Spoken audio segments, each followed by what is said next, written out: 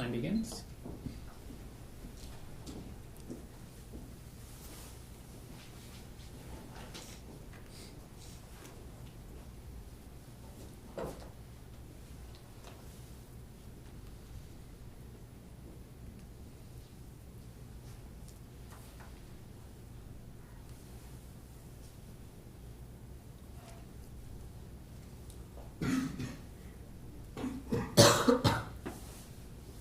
$30.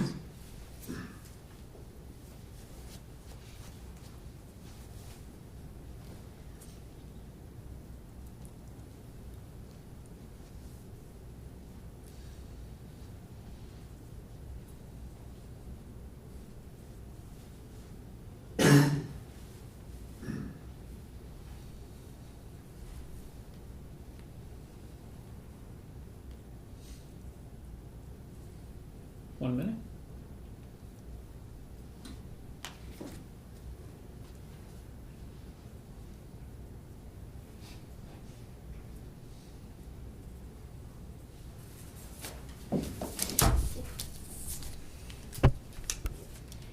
In 2001, Oklahoma City Mayor Mick Freeman stood in front of his constituents on Christmas Day and had a harsh message for them.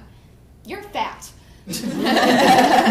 It had recently come to his attention that Oklahoma City was the fattest city in the nation. And as mayor, he felt like he had to do something to promote the public health of his constituents.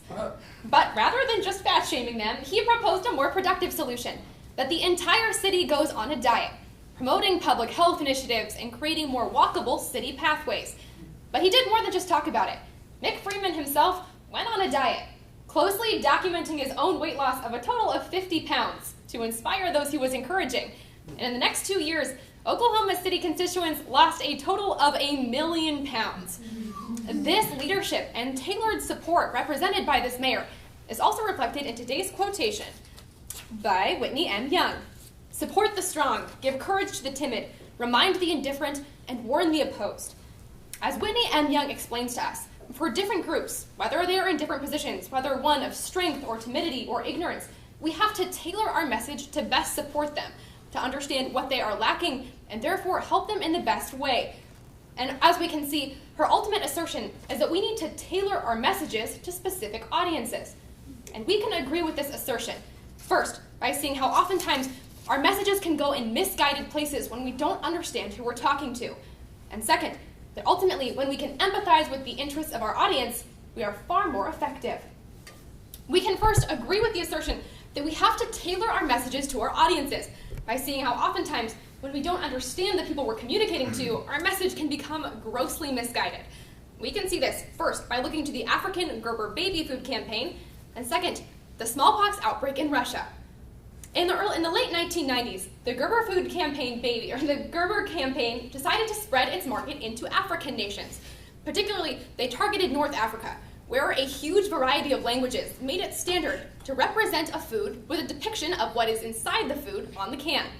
However, if you've ever seen a Gerber baby food campaign, there's a picture of a baby on the can, which led to some pretty horrified consumers in this new market.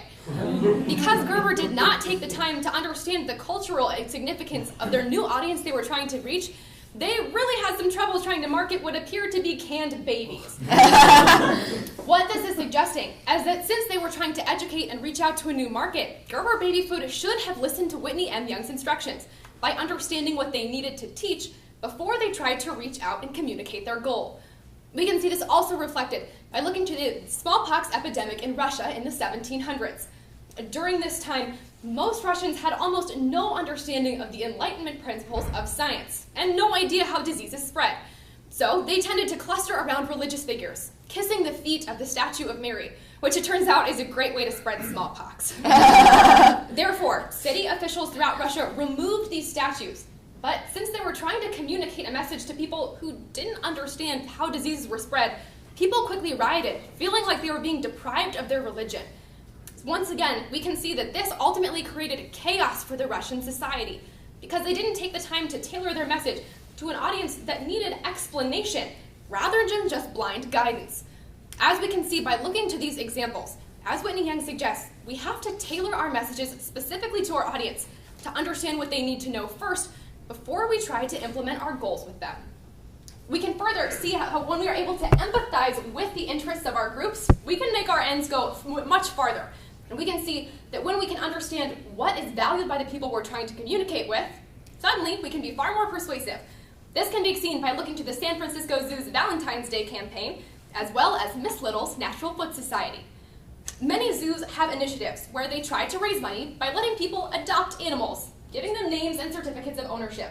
But people tend to gravitate to flashy animals like tigers and lions. Therefore, for Valentine's Day, the San Francisco Zoo has released a new initiative, allowing people to adopt hairy cockroaches and name them in honor of ex-lovers. This effort by the San Francisco Zoo is tapping into a hugely empathetic audience of angry singles. And in that sense, they are understanding who they are talking to, therefore reaching their own game of supporting animals and awareness, but also speaking directly to a population whose interests they clearly understand. We can also see this by looking to Miss Little's Natural Foot campaign, an effort by the Chinese society at the turn of the 19th century to end the practice of foot binding. While it was still common in rural areas, the Chinese government thought it made China look backwards. But frankly, people in the rural areas didn't particularly care how they were presented to the rest of the world. However, they did care about fashion and being represented as a modern part of their society. So China created a fashion campaign in which they encouraged the elite women to unbind their feet, and the others quickly followed. Returning to today's quotation, support the strong, give courage to the timid, remind the indifferent, warn the opposed. We agreed with the assertion that we have to tailor our messages to our audiences. First, because ultimately, we can see that we can ultimately make misguided messages when we don't understand who we're talking to. And second, we're more understanding when we can empathize with the interests of our audience, making it worth the time to understand who it is we're talking to.